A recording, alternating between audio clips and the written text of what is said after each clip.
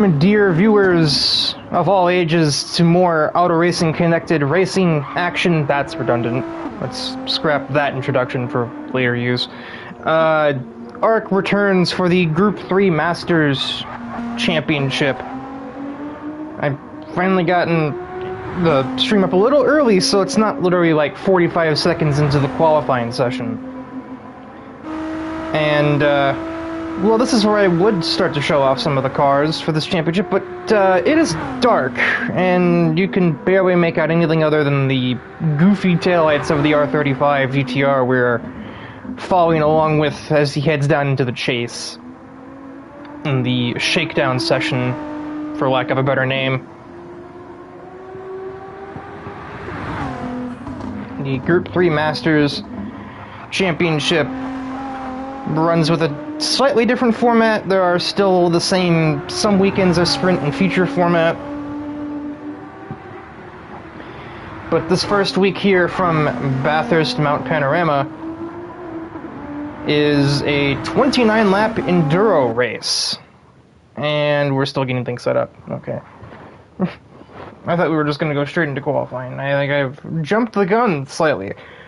But, well, being on time is being 5 minutes late, so... Oh, that's probably to fix the nighttime issue. That makes sense. I am slightly going to have to, like, I don't know who this is. Like, I was not even aware that this driver signed up. Because I'm assuming that's just pronounced Khan, but that could be pronounced Kahan? I don't think it is. There's Darius on the track. And there's Regalado. One only real thing of note at the moment is coming off of ATCC last week. Alexander Brown will certainly not be here, for he obtained a one-race suspension for detrimental actions taken in like the final lap of Tokyo's feature race. Yeah, it turns out wall riding at the top of the interchange and then sending it into the death chicane, even if it is the final lap and, quote, didn't change anything, is still very not in the rules.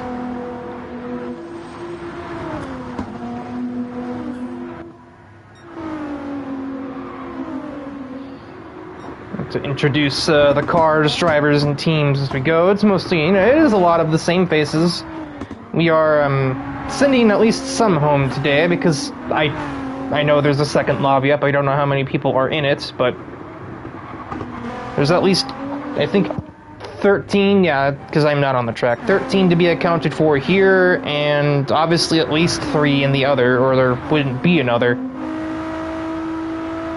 I think we can assume that all VFR racing cars are over there, whether that's just 2 or Yoshi is here. I don't remember if he's here or not. I didn't see him in the shakedown.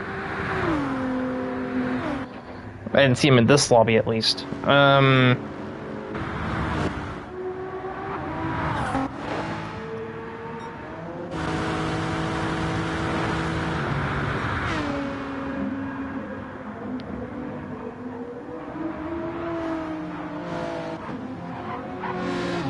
That latency looks a little terrifying. I suppose I shouldn't be too surprised, all things considered, looking at the fact that he is trying to connect to us from presumably the UAE.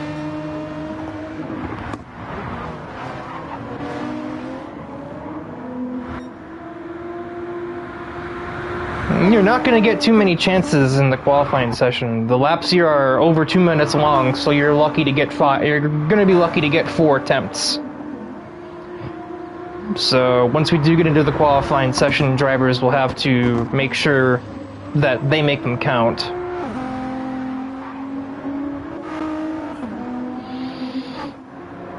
The Nissans are in full effect here in this lobby.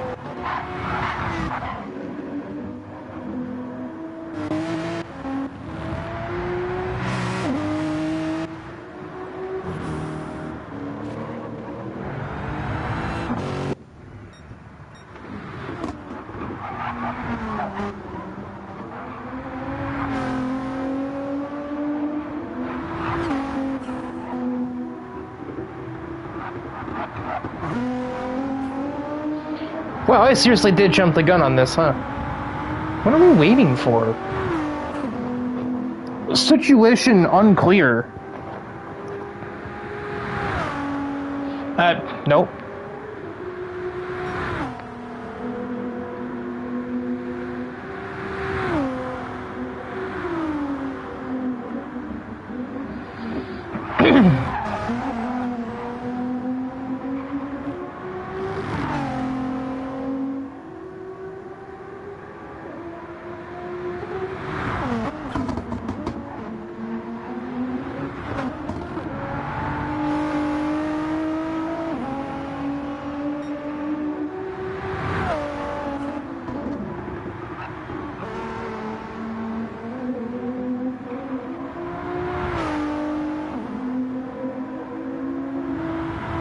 I'm just gonna try and preserve my voice until we actually get things rolling here properly.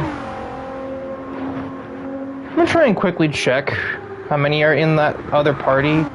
Apologies for the away screen. Oh my word, we've got a total of 22 names in the two parties, so yeah, we're gonna be sending quite a few cars home today.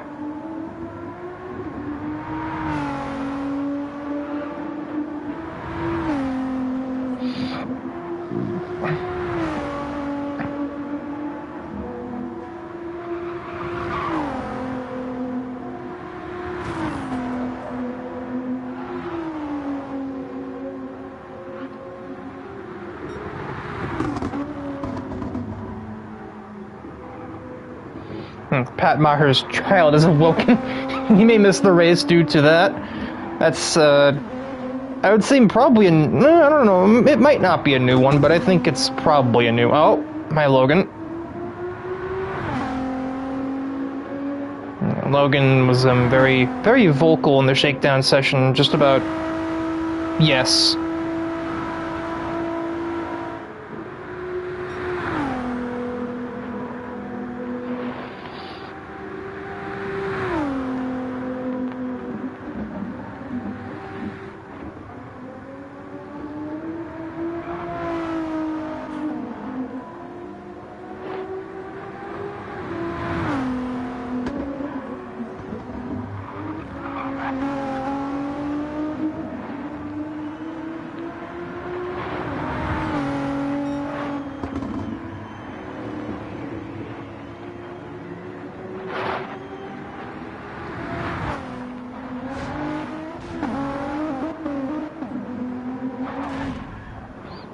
Interesting.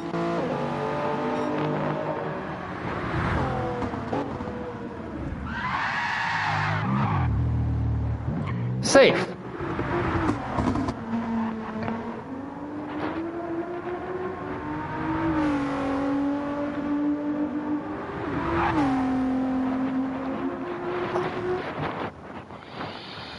So, Red One's lobby has 9. And then, yeah, there's 13 here.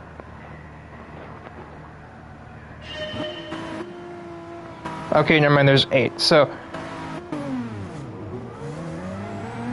I believe that means we are sending 5 home. No, 6, right. I'm the 16th car. 16th person, rather. Alright, so, about 9 minutes into the live stream, and we have finally gotten qualifying underway. This looks like an actual pack race going on down towards turn 2. Are we gonna get like some mock-up racing action at the start of qualifying? Everybody's trying to get some free space. And Voiles has already managed to understeer into a wall. And Luke Allen darn near oversteered into a wall. We are off to a solid start all around. Bathurst is just that kind of track, though. I can't say I'm particularly surprised or can really blame anyone who's doing that early on. Even with the extra 8-9 minutes of practice time that the drivers got while we were sorting out the usual lobby delays.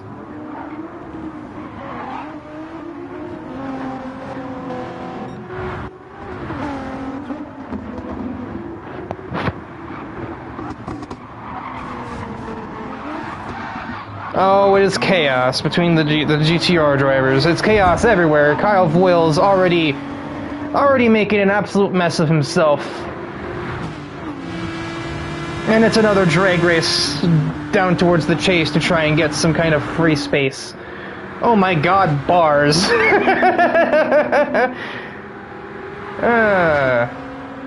Yeah, no, sorry, I hate to tell you guys, I have no future as a rap artist. That's not happening. I would sooner... I don't know. I would sooner do literally anything else. There is no cadence in my voice. Some would argue there's no excitement, but then again, you don't need that in the rap industry. Regardless, Aiden McCarthy is going to be the first car to start a lap for the first qualifying session of the Group 3 Masters season. McCarthy running a special Bathurst tribute livery to the old R32 Group A touring cars that won here at Bathurst 1000. Really ironic, I thought the Australians hated that, but here we are. You know, a right pack of words I can't say on the live stream. I'm gonna quickly flick through the sign-up sheet and see if I can locate a con.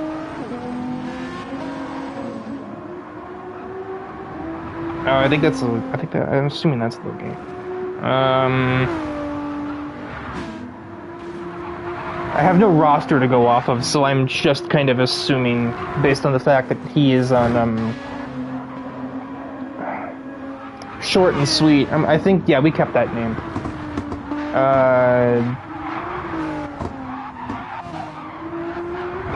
Logan's already given up. I expect about that much, considering his mood earlier.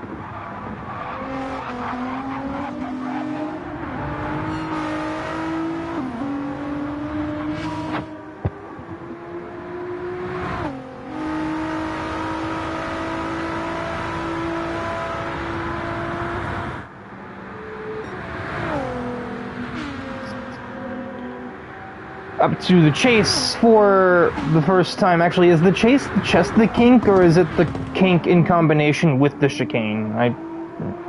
It's kind of like an Eau Rouge and Radeon situation for me with that. It's just like, which one actually is the chase? Is it just the high-speed right?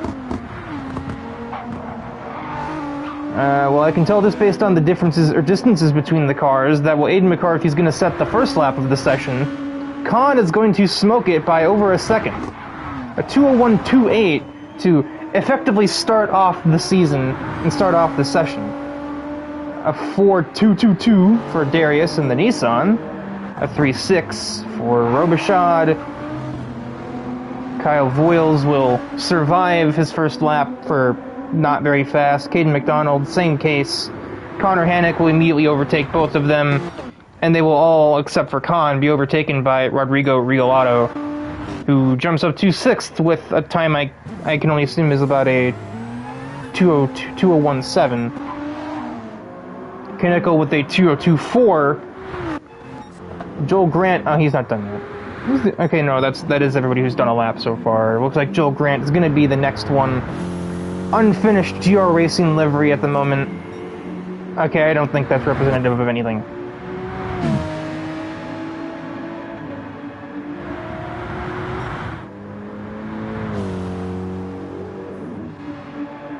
Yeah, he and I believe also JAT are running blank liveries due to just a lack of development time on their liveries, so...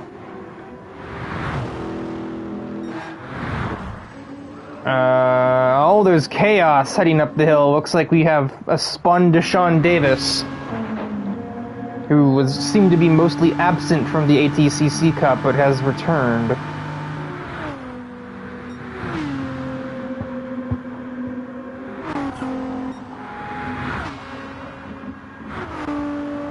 McCarthy's about to run his second lap. I didn't actually... I took too long to remember where he was on the track, so... we'll just have to see at the start-finish line if this is an improvement or not. Brakes for the last turn. And over the line, that is not improvement. No, 0.08 off his previous time. Set our camera on H at Kinnickle as he heads down the very long Conrad Straight. Should be getting 170 through here if you have correct downforce and your car is not powered by a lawnmower engine. He's also not on much of a flyer, so he may have made a critical error somewhere along the way. Who else is near the end of their lap that I can set the camera on? Let's say Luke Allen. I expect him to at least jump to the middle of the field.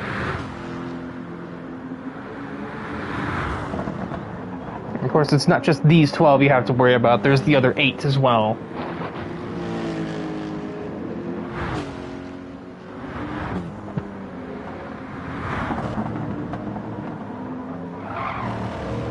Carries a lot of speed on entry, maybe trying to push it possibly an inch too far. An 8.2 for Joel Grant, a 4.4 for Luke Allen puts him, yeah, pretty much right in the middle.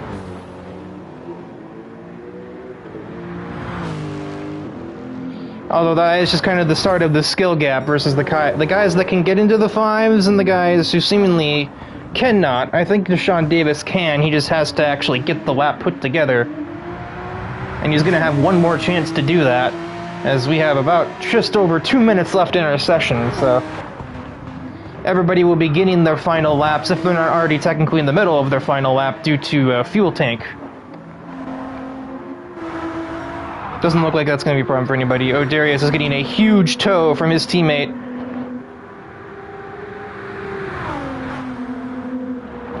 And then McCarthy pulls out of the way to allow Darius in the GTR to maximize this upcoming lap time. Hopefully. For his sake, anyhow.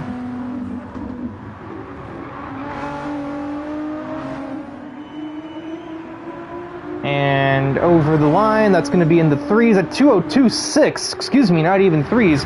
That is just shy of Kinnickle jumping Robichaud and the other Supra on the grid.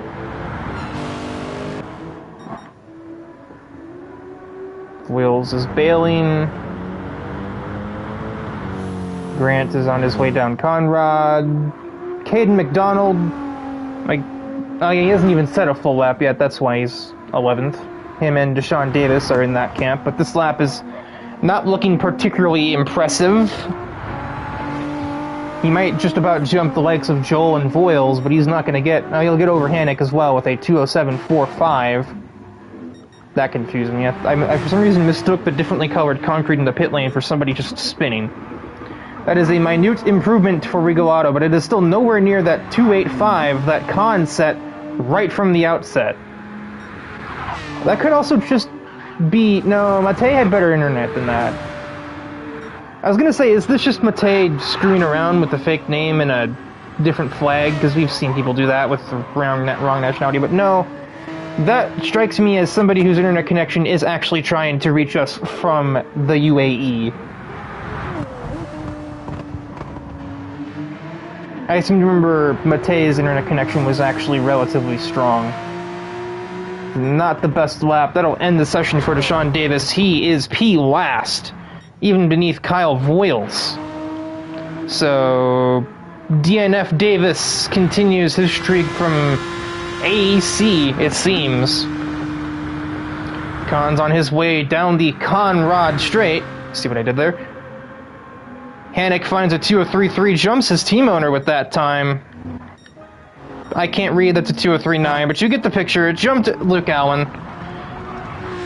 The Aston Martin twitches its way through the chicane and down the hill to the final braking zone. 140 as he gets on the left pedal.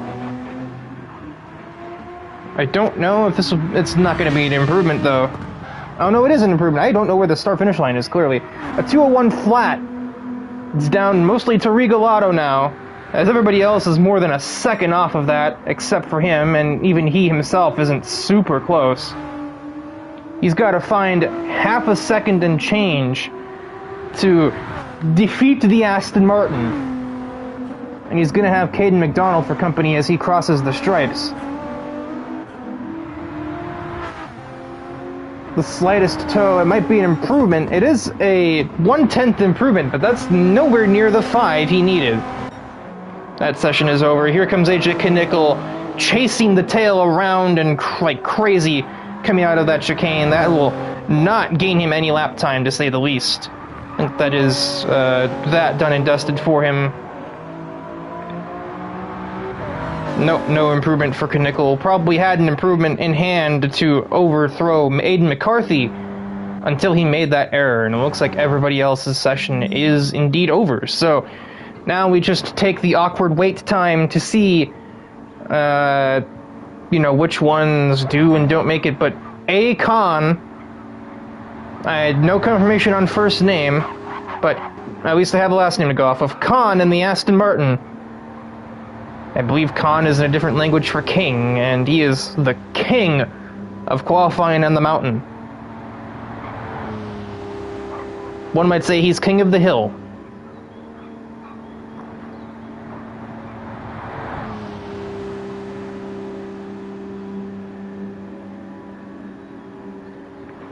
Session should be wrapping up in about 20 seconds.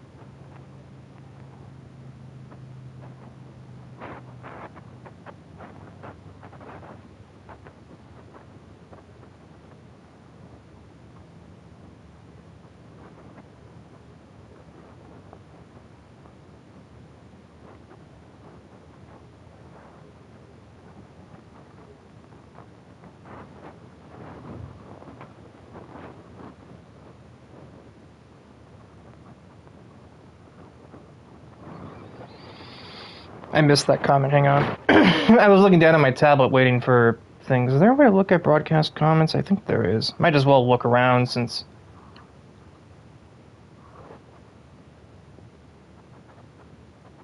Where in the world is that? I could have sworn there was one. Okay, nope. I have no idea.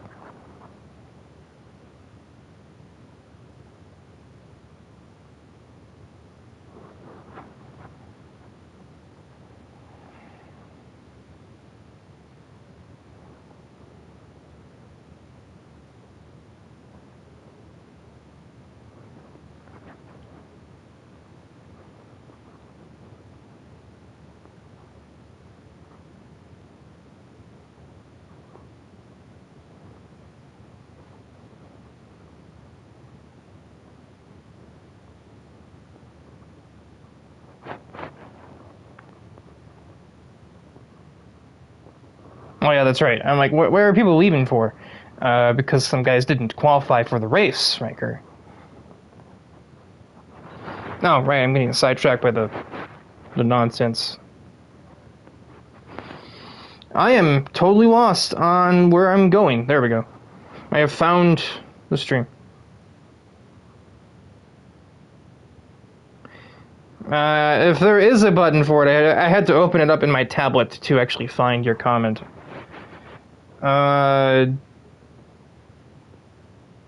Well, certainly try. Bathurst is, if nothing else, at least a race of attrition, which will make things entertaining. I don't know about commentary masterclass, but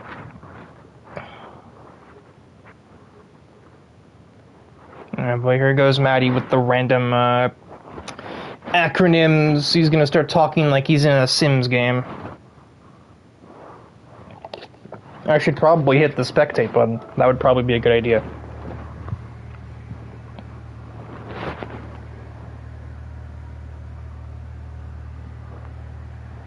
Oh, this is yeah. That explains why you don't see you in the starting grid, because I figured you would find a way to qualify.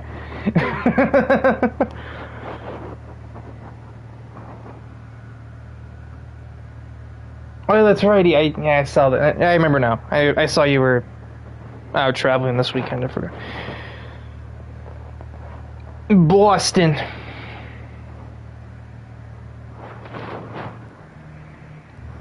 No one's on the track. That's awkward.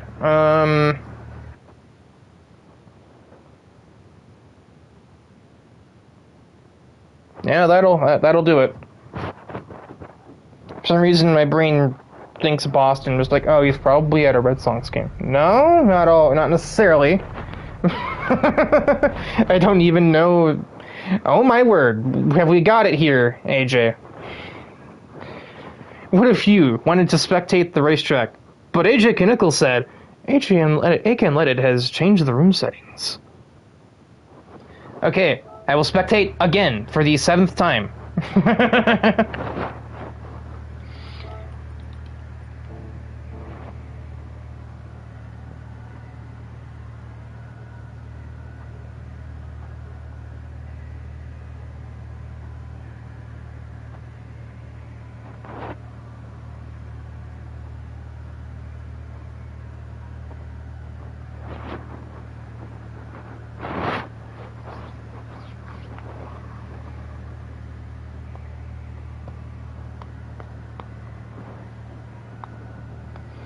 Yeah, that's right, Palka's consolation.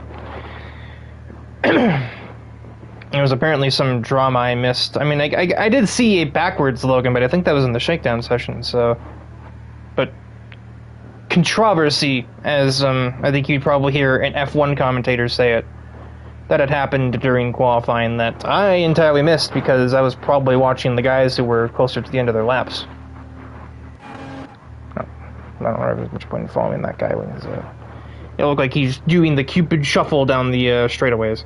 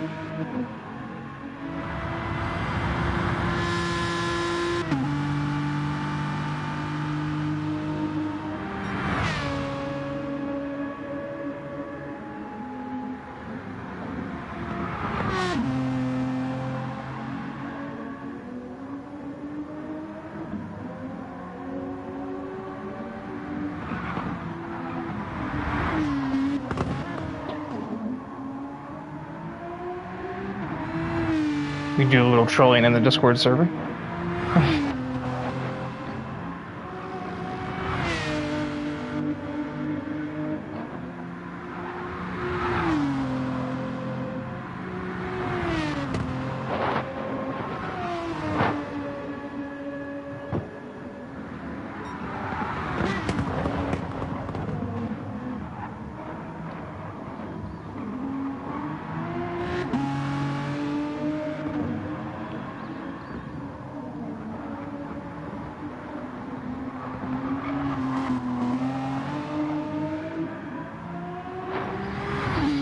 So once, I think they're still working on the starting grid, we should have racing action soon.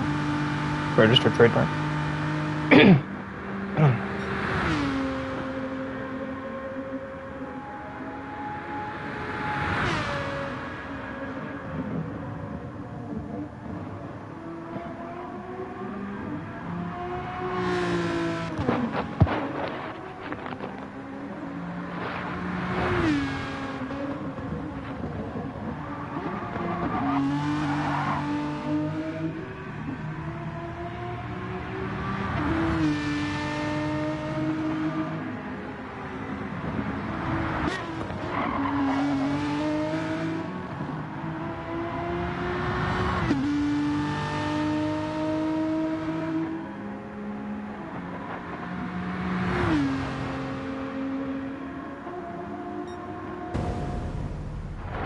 What was that audio?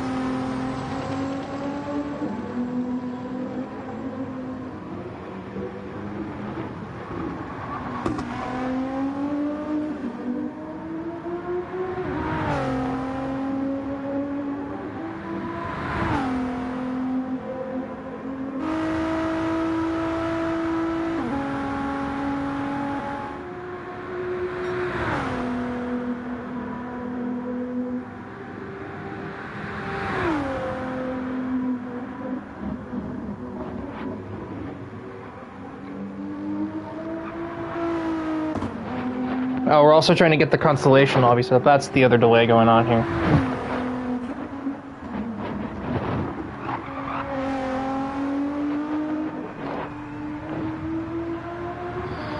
No, tablet. I don't want to tag AJ. I am trying to change channels. I'm not sure how we got that confused, tablet, but okay.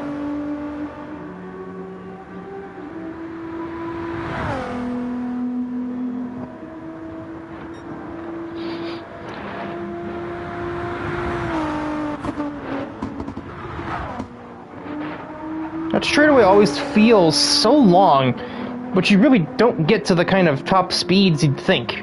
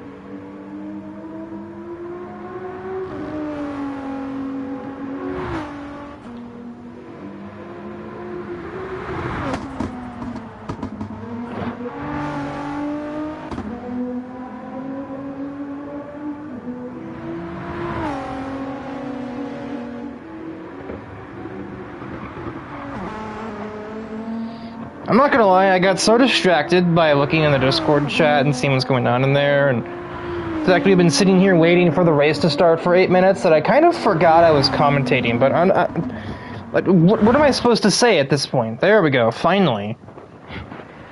There was nothing to say, because there was... Oh yeah, that's already on the screen, dum-dum. Well, it looks like it is a short and sweet 1-2. And an Aston Martin 1-2-3, for that matter. They were trying to get the consolation race set up properly before they did the proper race. All the while, Logan is writing angry letters to the editor in the incident report channel and the main channel as he tries to display an incident from qualifying that I completely missed because I was obviously not watching him. I was probably watching cars that were closer to the end of the circuit. So, Matej Papusoi somehow managed to defeat a 201 flat over his new teammate, Khan. Regalado got third, Ridwan was third, then Regalado,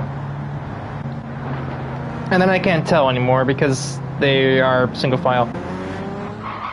Itkonen, Aiden McCarthy, AJ Kanuka will start 7th.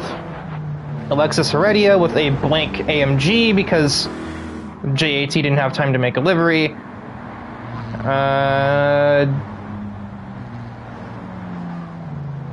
Darius in the GTR. Jackson Altman with an equally blank AMG. They look like test cars, funnily enough. Stefan Robichaud starts 11th. I think that's Nathan Juergens in 12th. Connor Hannock, Luke Allen, and then Lada Mirak, who is Connor Brown. Oh yeah, that's... wait. I don't remember... is that Connor Brown? Yeah, that is... no, wait, no. Okay, so, I see what's happened here, I believe. This is Gary Vladimirak.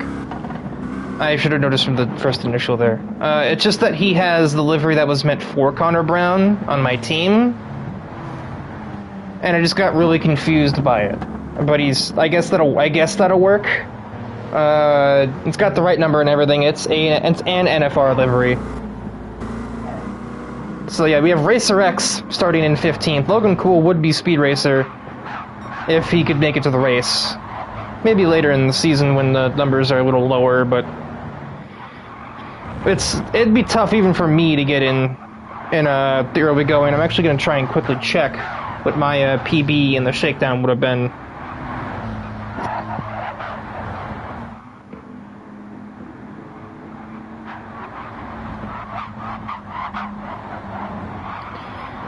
And then I'm going to proceed to get sidetracked again.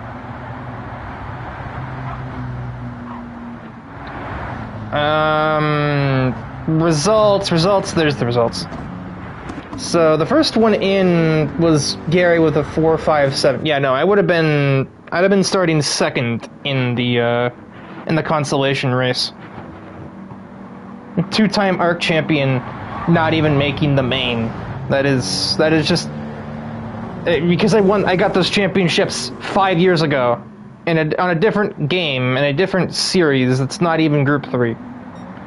But still, just the progression of ARC is, well, it's a good reminder why I'm in the commentary box and not on the starting grid today.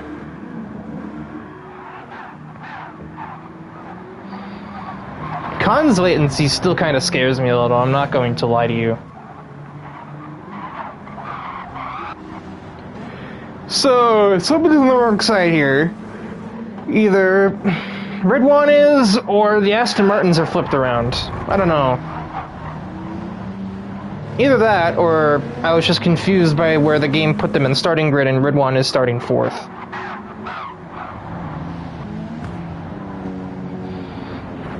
Either way, we are the final corner away from Matej Papusoi being able to determine our fate and determine when we get the season officially underway for Group 3 Masters. 4 Aston Martins in the top 5. You can clearly tell they're going to be the dominant force this season. And we are away Bathurst is green, the Group 3 Masters is green, and Ridwan is in the grass as he vies for second place. He's already gotten Rodrigo off the line, and with that huge slide from Khan on the way out of the first corner, he might get him too. But then again, he also just ran into the back of him, so possibly not.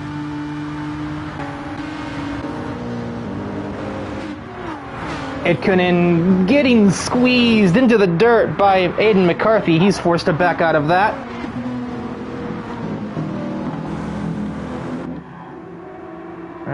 Jurgen's up one place, having overtaken Robichaud, I believe. It is a 14-15 for CL7. And Gary finds the outside wall. He started on the mediums. That is an interesting call. But earlier race chaos sometimes makes that work. He was one of only 4 drivers to make that decision, and the highest running driver out of those is Darius in P10, so that should give some indicator that that's a very unpopular choice. And yeah, literally the medium runners are 13, 14, 15. Does mean they can work on preserving their stuff if they have to, as we just saw. I think that was Itkunen getting into the wall up here. Yeah, it was. I couldn't tell from the camera angle if he had assistance or if that was driver error. But it allows Heredia to pass and may just allow Darius and the micro train behind him that's already kind of forming to pass as well. Looking back at the front, it's basically single file. Papusoy already has a 2-second lead over his teammate, who I guess now can probably sit and play rear gunner to keep the likes of Ridwan and Rodrigo away. And I imagine a narrow track like Bathurst and latency like his, it's going to be difficult to get by that Aston Martin. Bit of a slide from McCarthy, too eager on the throttle pedal, trying to gain any small advantage over fellow Nissan drivers on KVM. With the one representative of that team that has made it to the main race tonight, courtesy of Voiles being in the Constellation and Alexander Brown being in the timeout chair.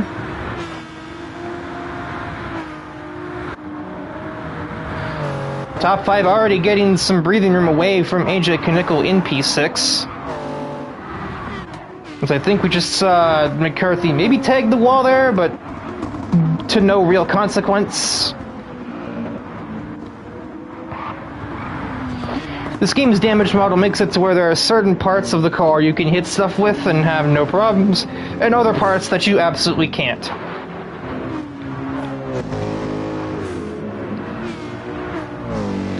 Side-on collisions will usually net you suspension damage, front and rear collisions will give you aero damage, and sometimes suspension damage, or engine damage if you really mess up. But if you just kind of tail whip something with your, or door check something, or if it's a lighter tap with the quarter panels and fenders, you usually just get away with it because, there's only really 4 sections of the car. I guess 5. Front bumper, rear bumper, suspension nodes, engine, are really the parts of the car that can actually get damage in this game. There's no such thing as like side pod damage or side arrow damage. Which, contact there will still run the risk of suspension damage. It's just less likely.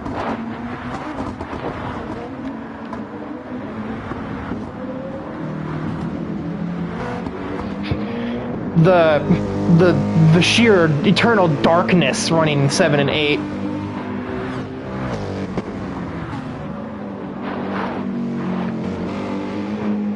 Honestly, if there weren't already a bunch of primary black cars on this grid, I would say the stealth model approach to liveries wouldn't be interesting to see. But, I mean, KVH is primary black.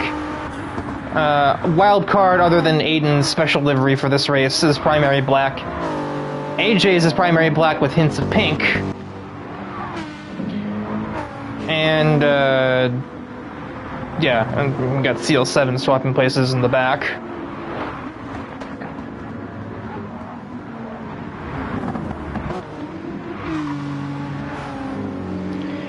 Bit of a twitch for Eunice there, but he's got breathing room, he's got space. That was close for Heredia. He is absolutely forcing that thing through the mountain. That might be a high aero setup by the looks of it, because that is some insane corner speed through there.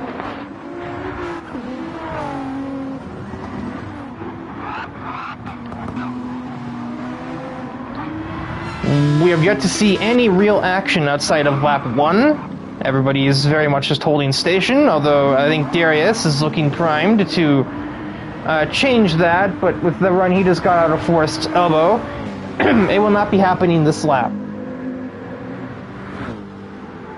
I also just realized that if Darius is running the 0-7, that means that Connor Brown, if he does make an appearance, is going to have to find a new number. So I guess it's probably for the best that I just have not, you know, I can just take the third livery that didn't show up this week, which would have been red. That was meant for Gary, turn it into Connor Brown's car, and I'll just have to individually ask him what his number is, if I can get him to respond. Anyway, that's NFR business, that's not commentary business. We've gone from, oh, Darius could make a play on Edkunen to Nathan Jurgens is actually looking like he could be sniffing out some weakness in Darius here.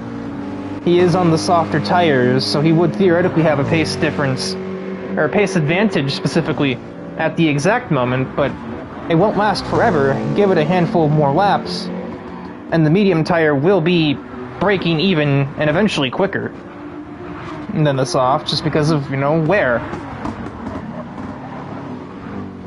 Missed apexes like that will not help Darius's case either. I think he may be feeling the pressure from that from that stealth machine AMG GT behind him.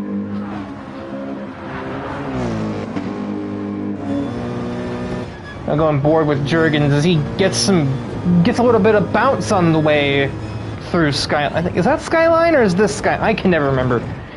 I know the names. I suck at attributing them to the right corners here, clearly. I just know we got Hell's Corner at turn 1. Forrest's Elbow is up next with all the Falcon branding. We've got the Chase, Conrad Strait, which we're about to take these cars onto. Darius got just good enough of a run that he may survive the forthcoming AMG. Might. Lead distance down to 3/10, but I don't think he's gonna have a realistic shot here. No, unless he was a maniac. 1800ths is about dive bomb range, but the Chase is just not the safest place to do something like that.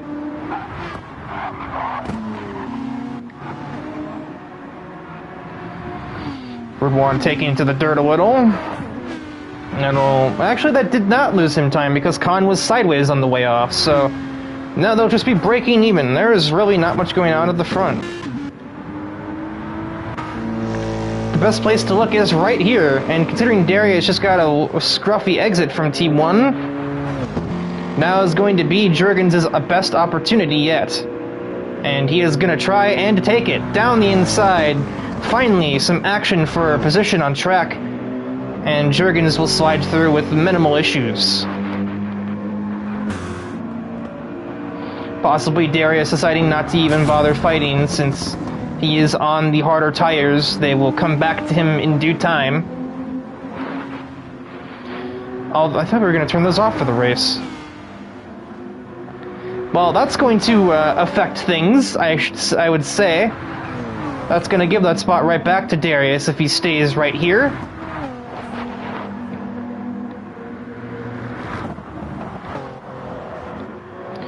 What happened to AJ? How did I not notice that? AJ Nickel must have had a massive mistake somewhere. It was 2 laps ago at this point, and also, oh, that looked weird from the camera angle. That kind of looked like there was a bit of a squeeze put on. Did they just try to go too wide down the mountain? Well, that has damaged the Corvette, and the speed lost from that damage will allow AJ Nickel to probably pass with no issues. Gary's been promptly mugged by Vision 47 on this occasion. Takes a defensive line. Tight squeeze. AJ Knickel is through cleanly, though.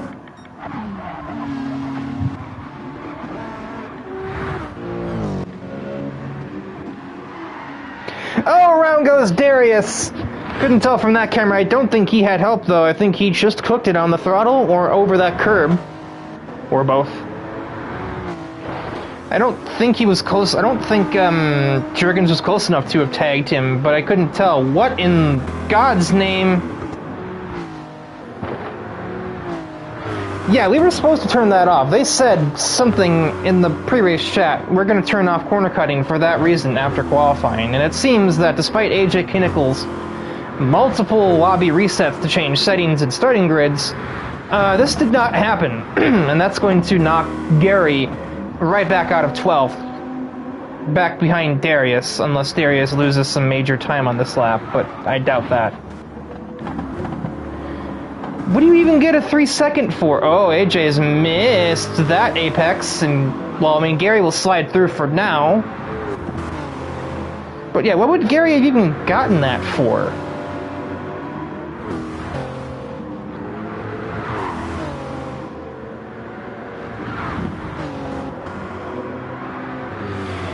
Three seconds is like when you cross the pit line, usually.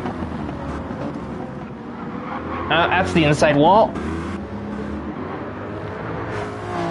He might... No, he still won't be.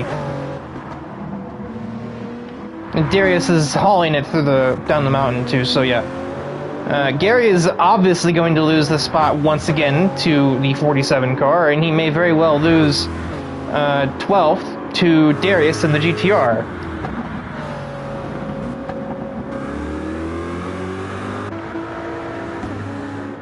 Horse crap is what that is. Yeah, he's gonna lose that and more. Yeah, a 3-second decel is actually functioned to be a 5-second penalty. Basically 5.5 now between him and AJ, because he was ahead of AJ when he hit the brakes, and now he has a combined 5.2 back from him, so...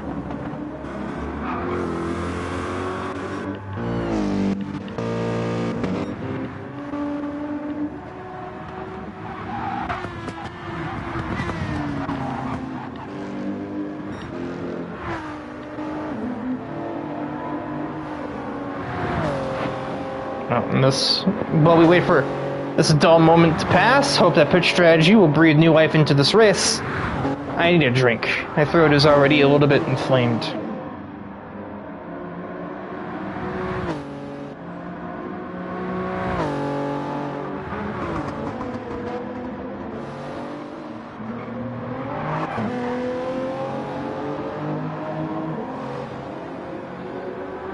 I should have had a Powerade sponsored car. Actually, my mess around Royalton Industries themed car that also doubles as an emergency wildcard entry in case like I'm too sick to commentate one of these rounds. I heard the tires squealing. I got excited. I thought we were going to have something interesting happen. I thought Alexis was going to crash and die. No. I thought he was going to crash, but he didn't even do that.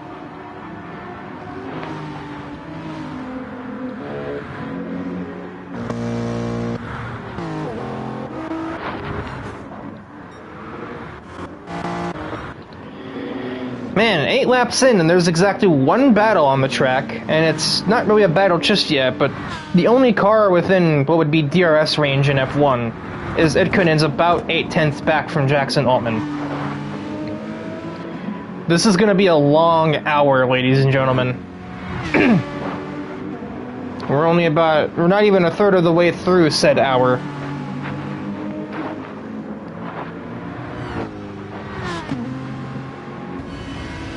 I'll go on board with Edkunen as he tries to reel in the unpainted Mercedes in the distance, by which I mean 8/10 ahead. 7/10.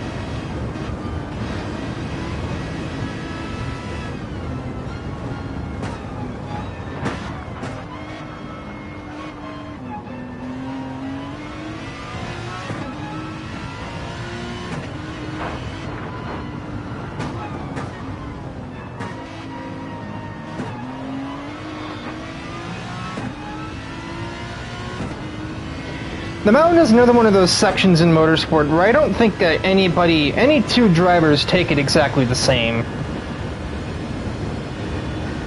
It's almost like, what was the other one that was like that?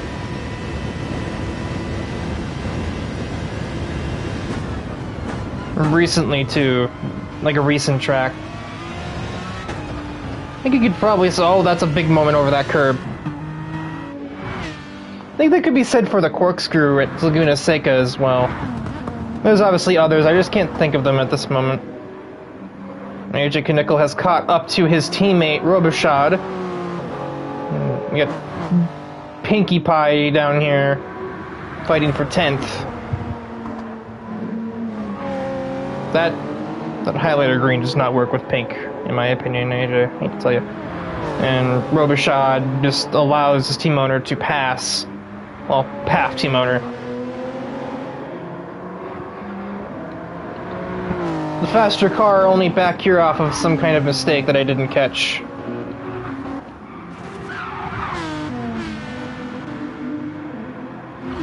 Red One has closed the distance back up to Khan, but he's just kind of sat at this 6, 7, 8, 10th range since lap 2, basically.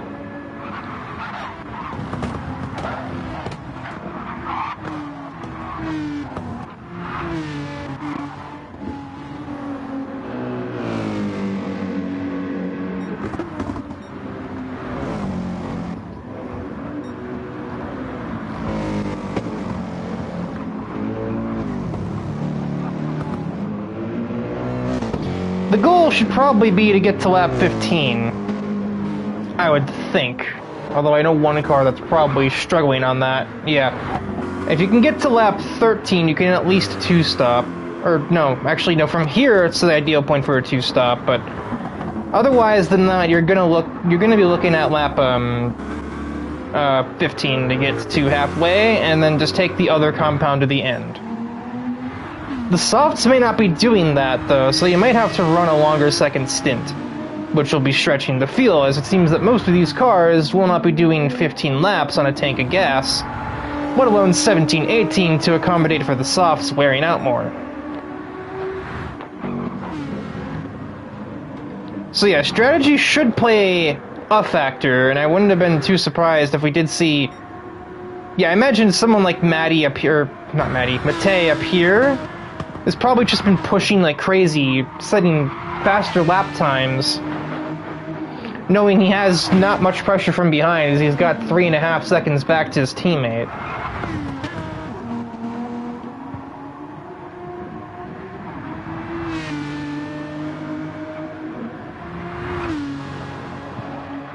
But no, he is going. I don't know why my brain thought 13. No, it's not a 40 lap race, it's 30.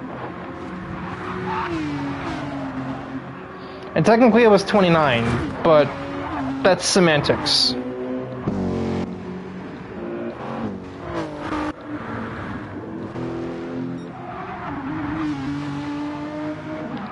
I don't think Matej is going to have a choice but to come in on lap 13, though. I don't think his tires are going any further than that.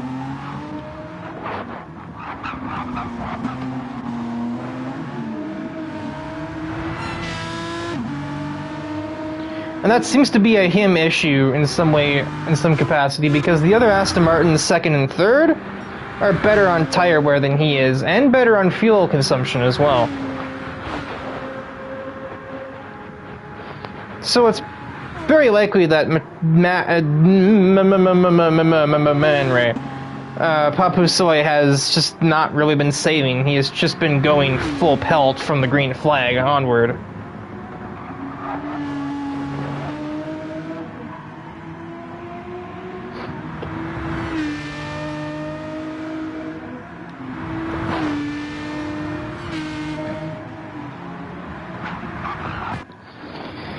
But it's going to be Rodrigo who's going to be the first taker into the pit lane. His tire is still relatively fine to go another lap or two, but I suppose if you are going to do a 1 or 2 stop anyway, you might as well pit in early.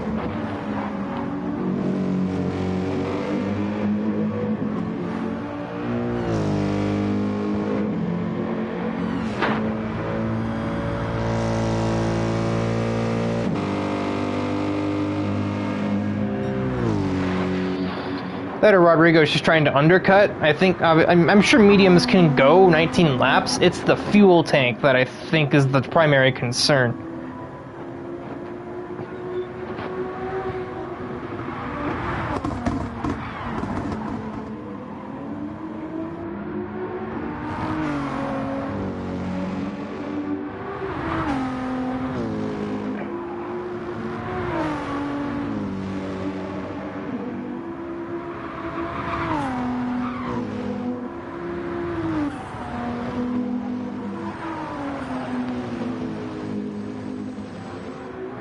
Helicopter just sneaking into view there. Heredia has been near-ish McCarthy for a while. He's never had a chance to attack, but he's always been just close enough to be filling the Australian driver's mirrors, and that's basically been it.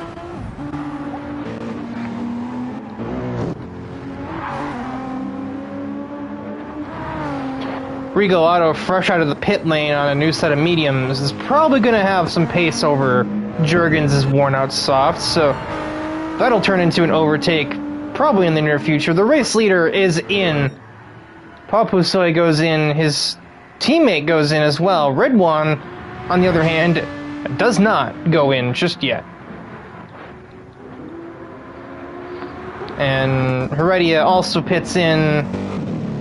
Tires looking a little bit unhealthy. Oh, ironically, despite the fact that McCarthy's are worse, but he's got a decent chunk of fuel left, so he is going to run those things to the rims in an effort to use as much fuel as possible, and or to get the one stop in confirmed.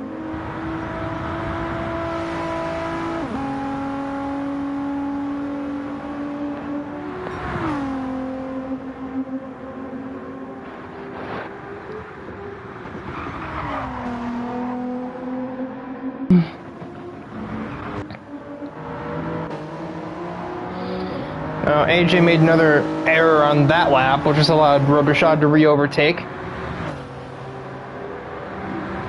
And Darius has caught him as a result as well, and might be looking at a battle here. I found the right time to scroll down the order. Not really a battle, though. Just kind of passing through for Darius. Looks like perhaps AJ is saving fuel. The Supra is renowned to be a bit of a drinker when it comes to gasoline, so I'm not surprised that he and possibly his teammate have had to resort to that to try and make a viable pit strategy work, but Heredia has approached, and he's not waiting, I'm sure. The undercut is absolutely necessary, especially considering the stalemate the race has been at, so he needs to get this lap down, and well. And the Canadian driver in his path will not make that any easier, but if he doesn't get to him before the straightaway, then that really doesn't make a difference. Now Red One hits the pit lane, 7% fuel left. So he presumably could not have gone any further, but his fellow countryman Aiden McCarthy is going to go the distance. He'd be riding on his rims for the final lap, but he could make it straight to 15.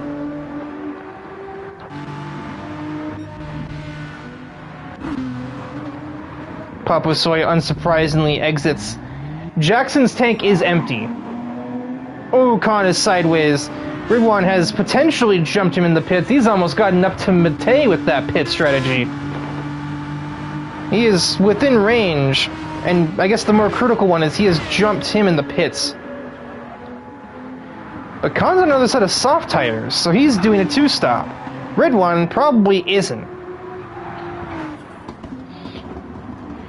And Matei presumably isn't either, so Khan's going to be on his tail for this first part of the stint for sure, unless he gets by, obviously. He'll be behind him unless he gets in front of him, is definitely working logic.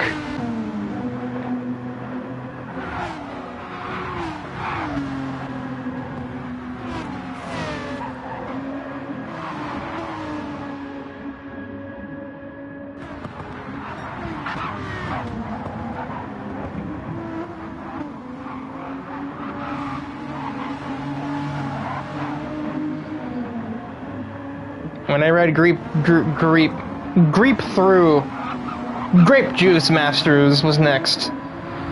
I did not think I'd be watching 3 Aston Martins in a trail heading down the mountain. They're gonna catch McCarthy before he even pits. That is the kind of pace difference here going on. They're not gonna get around him, but they're gonna get right up to him. To him. Unless he doesn't go in this lap either, in which case then they will definitely be passing him, but I don't think he has a choice in the matter. He apparently thinks he has a choice in the matter. He's gonna go one more. He'll get to the halfway mark. His right front doing, I guess, slightly better than I thought it'd be, but he's going to be getting swarmed for the rest of this lap, starting right now, as Papusoy looks down the inside. Big contact, just barges the 76 right out of the way. And here comes Ridwan, who doesn't want to lose any time. Especially not when Papusoy just lost a little trying to maneuver Aiden McCarthy out of his way. Also, Ridwan did not take much fuel on that stop. Is that his goal here? Is he just going to get to lap 20 with that fuel tank and go back to the softs? That's a weird one. He feels the gas tank could probably go to the end. And McCarthy gets barged out of the way again by the other short and sweet Aston Martin, who then lets him by. So, some sportsmanship demonstrated. That's going to give Ridwan breathing room, to say the least. So that would be how he jumped Con and got right up to Papusoy. He's technically on the same pit cycle, but he's on completely different tires. But he'll be on the softs for his final stint. Papusoy is fueled to the end of this stint, which will be a full-length stint, and he'll just run the last handful of laps on the slower medium tires. Khan's still working on it, still very pushy, and also probably a bit of latency in Khan's case. Still shoving McCarthy into the barriers at Forrest's elbow. Damaging the GTR, probably not helping his tires either, but I guess they don't have to go any further from here. Lungs did not appreciate what was happening. Yeah, that right front is no more. There's a pixel of white in those. I've seen more white on a chocolate bar. Robichaud is off cycle, and he's got a very noisy AMG breathing down his neck at the moment. Heredia tries to go the long way around. That's the inside now, so that should be done. Oh, big curb hop, though, running Robichaud out of room. And now he has to actually get off of the gas to let that car go before he can finally make it to the pit lane himself. Darius, though, was also pitting, so he didn't actually have to let him by. His tank is empty. Darius's is at 1%. I didn't see what McCarthy's was at, but it couldn't have been much more than that either. And that is a dying Connor Hannock at the top, midway down the mountain. Luckily, he's got plenty of open space around him, so he doesn't have to worry about getting smacked into. Luke Allen goes in. The Lexus's fuel economy has served him well here. Those mediums could probably go to the end if we allowed that, but we don't.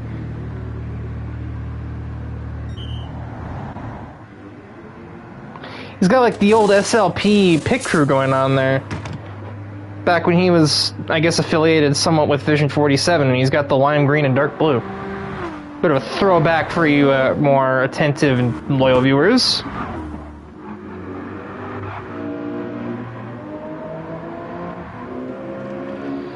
It seems AJ is the last to make his stop. He has managed to make it 16 laps on one stint on the softer tires in a car that is mostly known for just drinking gas, so that has been some unbelievable fuel saving from him.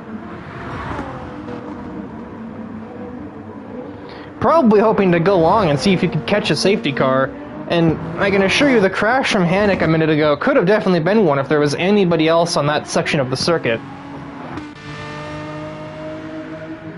Matei has just unsheathed a 201. Combine that with what seemed to be... Oh, no, that's just an outlap for the 209 there.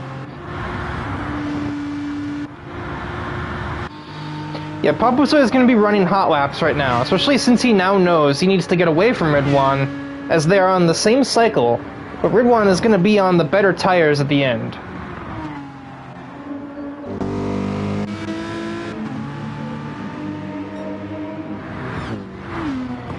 Yunus Itkunen now in pursuit of a different plain black AMG. Now it is Heredia that he is chasing. And he's having some decent luck already. That's a really good turn one for him. It's going to gain him 2/10 and counting on the AMG. Down to just a 10th. He might, yeah, he's going to pull right alongside. Down the inside he goes on the 6 car, and there's no contest.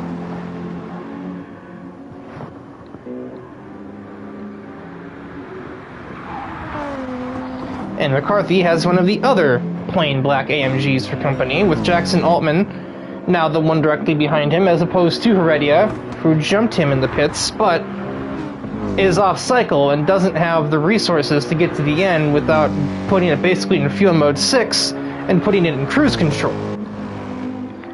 Well, McCarthy can pretty much just head to the end so long as he does an amount of fuel saving that is not 0, basically.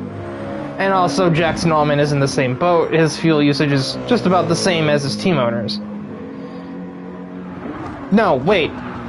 His teammate. He's the team owner. Excuse me.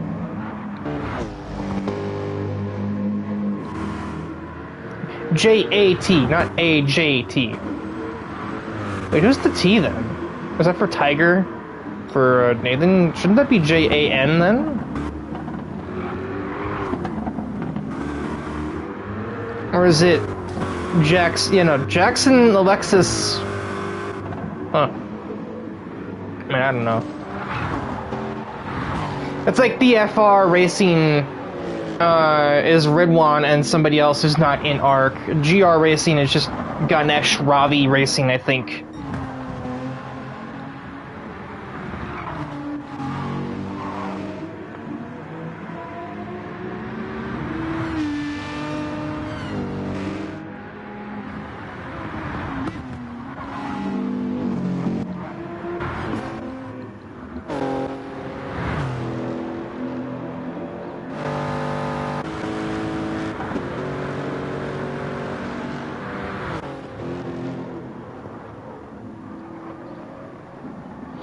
Oh, there's more damage on the Connor Hannock machine. Blue flags are in his near future. He's only about 10 seconds up the road from the race leader, who will certainly be running quicker laps than him. Hannock did just run the quickest lap of his race, but it's only a 5.7, not a 1.4.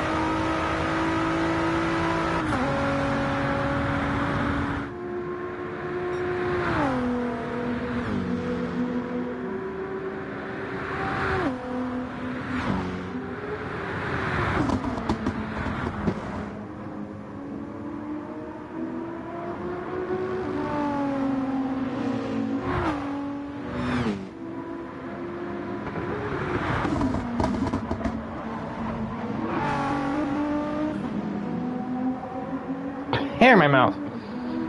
Trying to get that out of there. Altman pits? Huh? Was he just trying to do the bare minimum on those tires?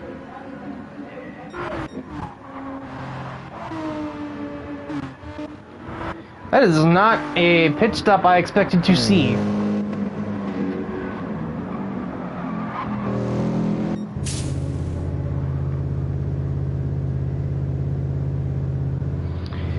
I am so lost. What is Altman cooking there? Is he just...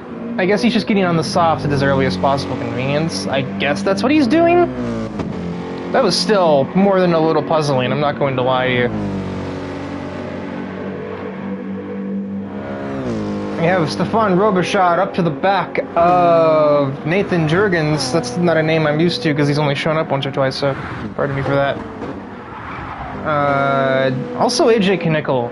Yeah, his pit strategy has not worked. I mean, he's good to the end, but so is like half the grid.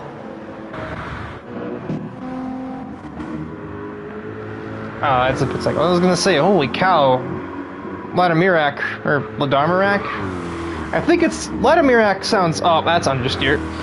Or a curb hop. The Corvette doesn't like that curb down there. A source, I've hit it before. In this car when I was testing, and I mean, not many cars do like that curb, but the Corvette especially, just, it does not. Red One also pit while I was distracted by the hair in my mouth and the conversation in the Discord. So he is on softs till the end of the race. Fueled for, obviously, enough laps. Regalado goes into match that. I was going to say cover him off, but he very clearly won't be doing that, as Red One is already on his way past the pit exit line.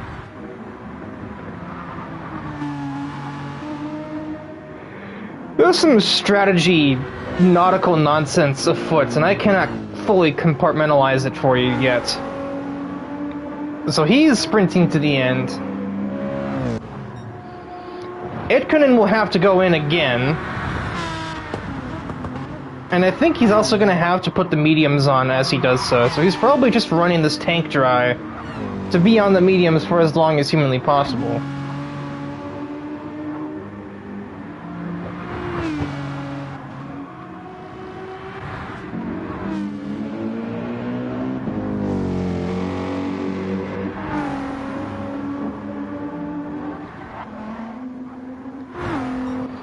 Yeah, it seems like the majority of the field is fine at the end. The only ones that I can tell aren't are Nathan Jurgens absolutely isn't with that amount of fuel. Vladimirak just made himself good to the end. Yeah, I kind of figured that out. They're all just trying to run as little medium tire time as possible. I wasn't aware the mediums were that slow, but I suppose knowledge like that is what, you know, is why they're at the front and I'm in the commentary box. I feel like I overused that bit, maybe, but I mean, it's the best way to convey it. It's just like, yeah, all I know is that I know nothing, basically. I like to think I do with my 3,050 hours on this game, but I really don't know much at all.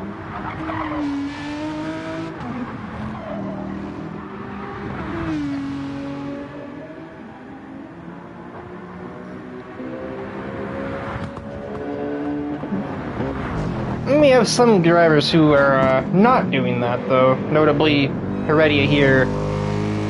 Unless he's planning to. Actually, he probably is planning to stop again. What am I talking about? And watch when he went in the first time. He's just running slightly more on these tires than everybody else.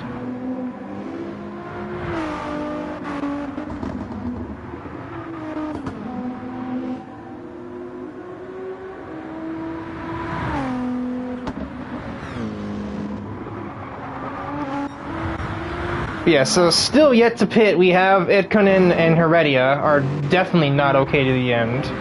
Not with that amount of fuel left. Jurgens is not good to the end, and actually no, I think Luke might be fine. That would be a concerning amount of fuel in any other Group 3, but the Lexus, despite getting whacked by some nerfs going into this update, still definitely retains its impressive fuel economy. And also impressive is Vladimirak retaining control of the vehicle after that less than ideal corner exit there. He's not too far away from Luke Allen if he can get the car to behave. Although he is also on the slower tires. But Luke Allen's probably fuel saving, while that should be enough fuel to the end, outside of maybe mixed 2 for a lap or 2 for the Corvette. Oh yeah, Papuso himself also, yeah, the 2 leaders are yet to go in as well. They'll be making one more stop to get off of the mediums now, get onto the mediums, as is, you know, mandatory. So when they eventually do that, Ridwan will be the leader. He's already done his medium stint, so he may have played well here. But that depends on if that pit stop takes them 20 or 30, 31 seconds. You'll definitely be overtaking Khan. I don't know if you'll be close enough to overtake Matei when he comes out of the pit lane.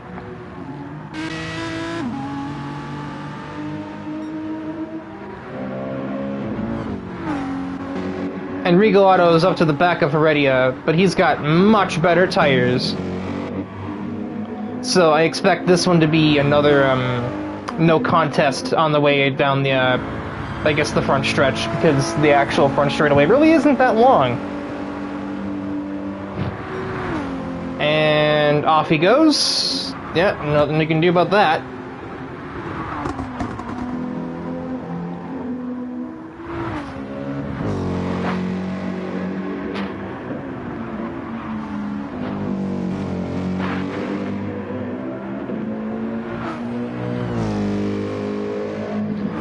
Results from the Constellation are in. Caden McDonald wins it over Pelk. Then, I forget FD's name. I used to remember it. Joel Grant, then Deshaun Davis, and Kyle Voiles. I think they might credit Logan Cool with 22nd because he showed up to qualifying and raged after his incidents with Caden McDonald and Rodrigo Regalado, respectively. God, saying that name fast really just makes my brain just have a Windows error, I tell you what.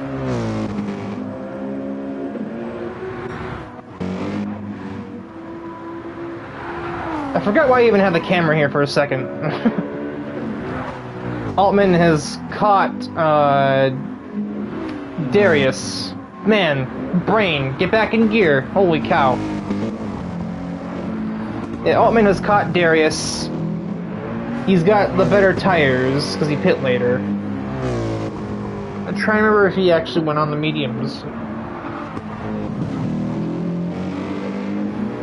I mean, either way, he's going to be wanting to pass that GTR, regardless of whether or not he's stopped for... he's used both tires. It's just the way things work.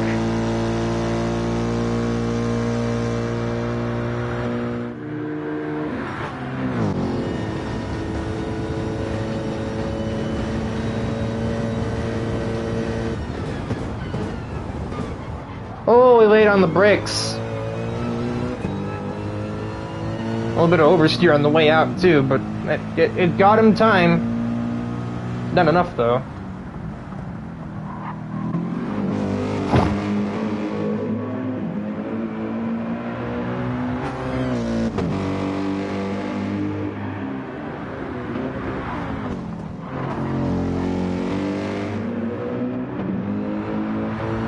Oh, that is a super strong exit. That could be the move right there. Darius moves to the outside. But it's not set in stone. It's not just going to be a no contest. This battle will actually take us to the braking zone, and now it is done. Darius could not hope to hang on there.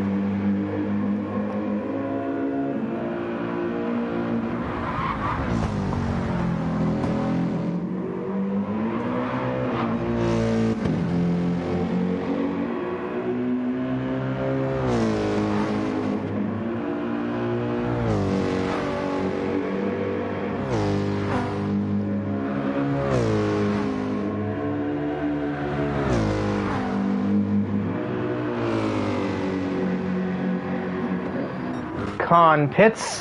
What the heck is going on there? Never mind, forget con pitting. We got a battle for 4th between Regalado and Ikonen. And Regalado sweeps ahead. That just like too wide jump scare. I got so used to nothing happening that when I scrolled past 2 cars side by side, it genuinely scared me.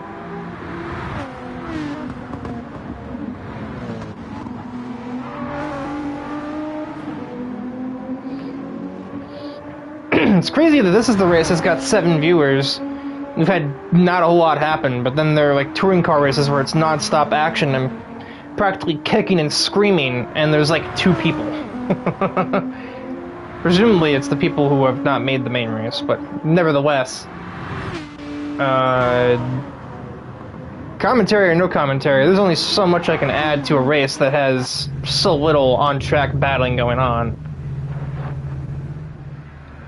Itkonen and Heredia go in at the same time, but they are putting on different tires. So that could be a more legitimate battle once Heredia gets those racing soft tires up to spec. Jackson Altman, his teammate behind, darn near just destroyed the car. Safe to say this has been an off race for AJ Kinnickle, running P11 with no more pit stops to make for most of the field, and certainly nobody around him. That is 3 and change, but I think at this point the softs are still the marginally better tire. And Ridwan is on them to the finish line, so I'm more concerned at what his gap to Papusoy is when he gets out of the pits and he has to put on the harder tires to go the last 6 laps. Excuse me, so we might just have the action here. I'm going to get the drink in preemptively because I'm not going to have a chance, I don't think, from here.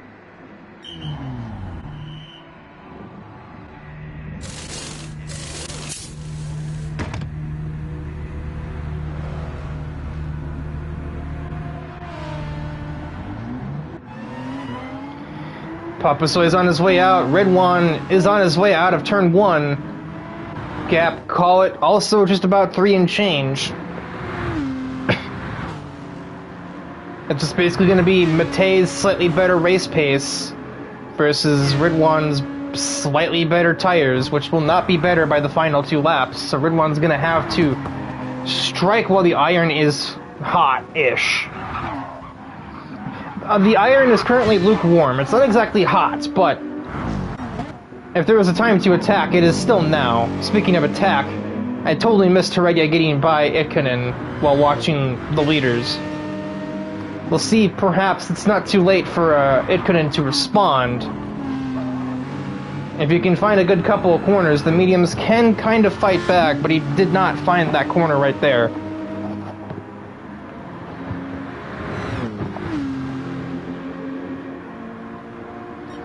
He's going to be about 3.5 tenths back, but that's just not a pass in the books right there.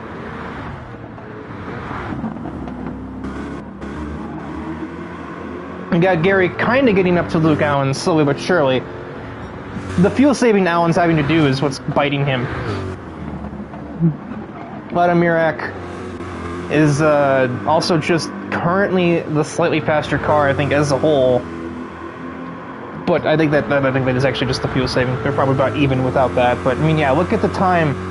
The Lexus isn't a slouch on a straight, but the Corvette is just consuming that lead. Gains 2 tenths out of slipstream range just there.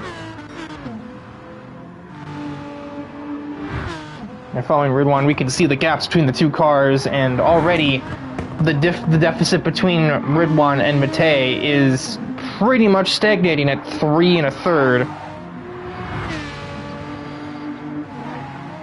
And Matei's tires are, you know, up to racing speeds now, so this lap will basically be the deciding factor, whether or not we see that Papusoy has the pace to stay away, or if Ridwan still has a chance at this.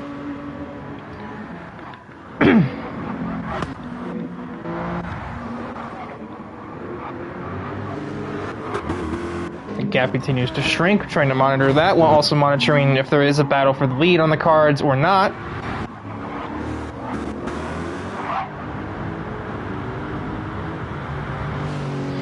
That was a bit of a slide for the Lexus. It's not going to help his case any. On board with Racer X, in quotation marks, as he heads down Conrad in pursuit of the RCF, a vehicle that NFR has driven before, but not with Gary at the wheel. Somebody has murdered the sign that most people would use to brake for the chase. Surprisingly, that's not had much of an effect on anybody's ability to take it. Oh my word, you were pushing the life out of that thing through there. The gap is decreasing down to... That might just been the shape of Forrest Dubbo, actually. Still, no, it is decreasing. It's down to 2.9, so... Yeah, Ridwan's finding time down there.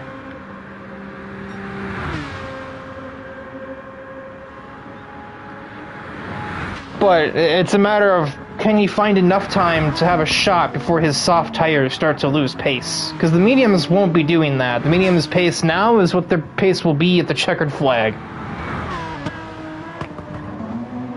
That's one way to cook your engine fast. But then Ridwan lost all of that time again through the final set of turns, so... It's just a game of strengths and weaknesses between the two drivers. So, unless something extreme happens, I don't think we're going to be seeing a battle for the win. We're just going to be seeing a battle for 12th place. And if Gary keeps doing that, we're not going to see that either. That section of the track has been routinely whooping him today. I think that's the third or fourth time I've spotted him messing up that section and shattering his front aero and or suspension.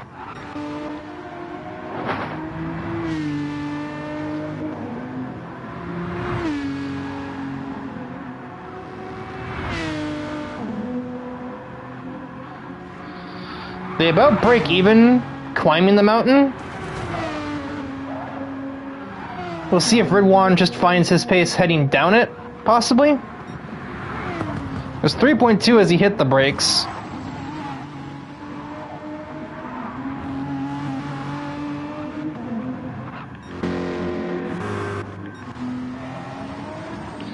Okay, yeah, no, I think Ridwan's already used his pace. So all Papusoy's got to do from here is just not make any major errors. I would say any more. He hasn't really made any yet, as far as I'm aware. Any he has made probably only cost him, you know, bits and pieces of time. But it's not like he's missed many turns or ever damaged his machine or what have you. Oh, I found the braking board, guys. I don't think it's of any use to us there, though. We still have Vladimirak, who's back on the trail of Luke Allen. We've also got Darius in the not Mustang, GTR, who is now right there on the back of Altman, but his tires are not going to go much further than this. The right front is not happy, and it is at the point now where it will be losing pace, like noticeably. So he's going to have to get this move done right here, or he will probably not get it done at all. And that is not the corner exit he needed to achieve that. Slipstream does a little, but it's not a miracle worker, as Nathan Jurgens is retired from the race. Connor Hannick has to make one last pit stop. He could not sufficiently save fuel, whilst his joint team owner is under a huge threat. That was a big slide through there for Luke Allen. And Vladimirak has every chance in the world with a good Forrest's elbow in hand. But it just simply wasn't. He had to catch the car on the way out. Either way, still slowly pulling.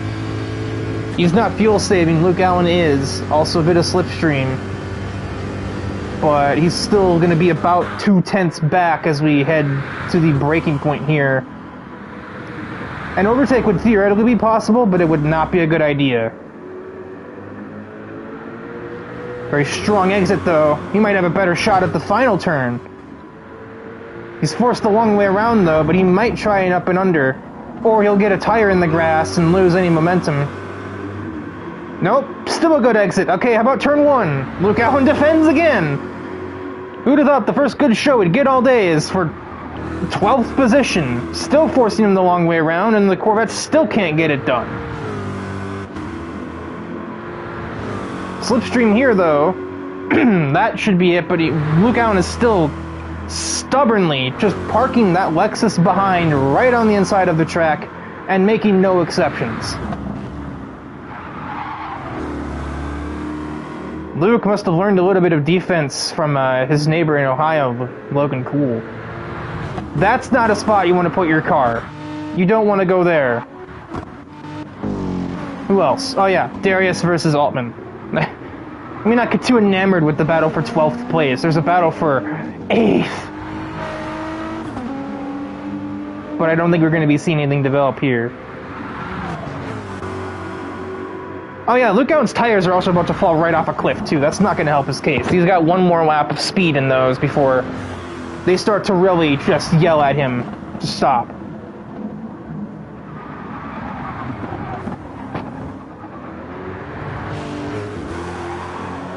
Ooh! Big save. Not a lot of room to save there either, so...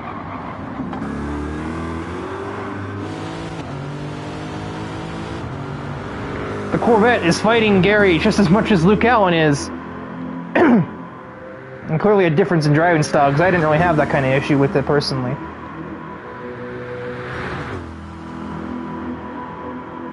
Oh, he's gonna try that. Safely over the curb. The braking board gets absolutely decimated a second time. Crossover attack. Still nothing showing. Luke parks in the middle of the road. There's no lane to use because this track's not all that wide. But he's gone offline on the way out. This is finally Gary's chance on the inside lane. And it's finally done. Never mind, it's not! That's a huge tank slapper. But Luke Allen had nowhere to go because the sideways Corvette literally took up the entirety of the racetrack. And he was forced to back off, lest he risk just dumping the guy. You've also got Heredia, who's once again caught up to the back of Aiden McCarthy, who's just had a really scruffy Forrest's elbow. So, now we've got two battles going on, but oh, that's a badly damaged car, and a penalty for his troubles, as if the wrecked vehicle wasn't enough. So that's gonna cancel that battle. Jackson has 8th in hand with that. And I will see if his teammate Heredia can lay claim to P5 with just one lap to go from Bathurst.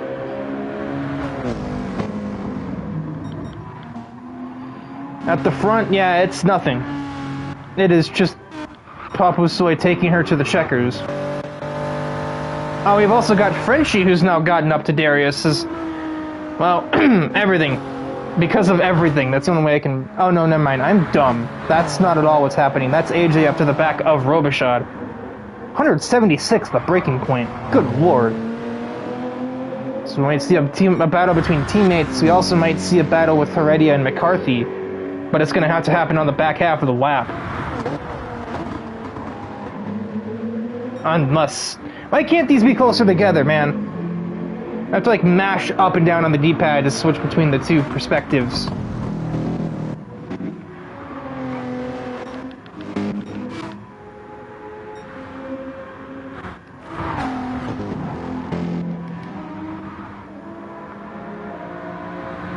There won't be team orders at this stage of the race. It is literally just, can AJ Knickel overtake his teammate? Attempt between them. He looks alongside, but he doesn't do it. Does not want to do his teammate dirty like that. Papusoy is weaving back and forth. Call him a carpenter because he has put together a race victory from Bathurst. Red One will claim 2nd, and A-Con, need a first name for him, will finish the race in 3rd.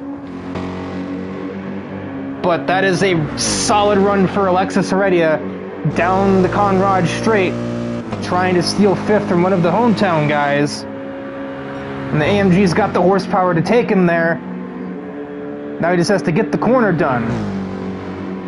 Attempted cutback of sorts from McCarthy, but it's just settled. Heredia will slide through. That's not a good enough exit from McCarthy. Maybe it is a good enough exit from McCarthy for a response. But it's a dangerous response if he tries to make it. Still forces Heredia to defend. Crossover, no traction. 5th place for Alexis. And now we'll finally watch the last battle on track between the two Supras, which really isn't that much of a battle. It's 4/10 between them. And only 2 braking zones to go. Unless AJ gets the chase of a lifetime, he will have no chance at Robichaud. Having said that, that is a very good one. We've seen a repeat of what we just saw a second ago. He peaks, but he can't brake late enough. Oh, curb hop. Oh, I think there's contact. Frenchie's in the grass. It's a drag race for 10th between the Vision cars. 16 thousandths. AJ Knickel beats his fellow Canadian to the punch. Let America's out of gas. Or is this race already over? No, this race is not over. There's a bug in my room. He's gonna have to coast across. Luke Allen is out. No, he's not. He's just modulating throttle like a normal person would do. Where's the line? It's not there! Stupid Lexus fuel saving! Where's this fly? Ah, my word. If only every lap of the race were like the last 5, but no. The top 8 had to basically be on strategy calls, and as far as I'm concerned, there were only 10 cars in that race. The top 5 were never even worth looking at. Where is this fly? Anyway, insects and fuel tanks aside... Oh, you're gonna drive me insane, aren't you, for the rest of the night? That wraps things up from ARC, from the Group 3 Masters. Where is the schedule? Next week takes us back to... No, not back to Interlagos. And that will be a 2-race affair. 18 laps and 18 laps. Okay, so, yeah, duh. Shoutouts to the Racing Rats, our modding partners, and for a set of Corsa leagues, and to DIVEBOMB, our title sponsor who covers motorsport news from all disciplines. I am going to go kill a fly and then have dinner in that order. Until next week, goodbye.